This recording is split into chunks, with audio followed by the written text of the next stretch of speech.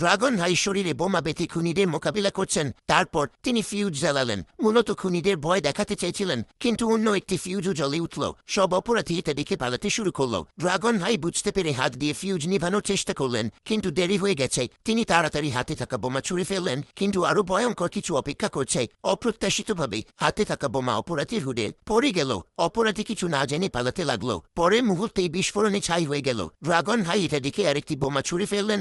অপ্রত্যাশিতভাবে ভুল করে আরেকজন অপরাধীকে বিদায় দিলেন। ভয় ড্রাগন হাই আর সাহস পেলেন না। এই সময় পাহাড় ভেঙে পড়ছে। তিনি লাফিয়ে বাঁচলেন, কিন্তু শরীরে আরো একটি বোমার সারি ছিল। ড্রাগন হাই আর ভাবার সময় পেলেন না। তাড়াতাড়ি ছুঁড়ে ফেললেন। বুহাই বিস্ফোরণ সহ্য করতে পারছে না, দ্রুত ভেঙে পড়ছে। আর না পালালে সময় ফুরিয়ে যাবে। অপ্রত্যাশিতভাবে নিচে বিশাল খাড়া পাহাড়। ড্রাগন হাইয়ের আর কোনো পথ নেই। এই জীবন মৃত্যুর মুহূর্তে তিনি দূরে একটি হট এয়ার বেলুন দেখলেন। একটি সাহসী পরিকল্পনা মাথায় এল। সিগন্যাল ফ্লেয়ার জ্বালিয়ে অন্যদের আকর্ষণ করলেন। তারপর সাহস করে খাড়া পাহাড়ে ঝাঁপ দিলেন। ভাগ্য ভালো, নিরাপদে হট এয়ার বেলুনে পড়লেন।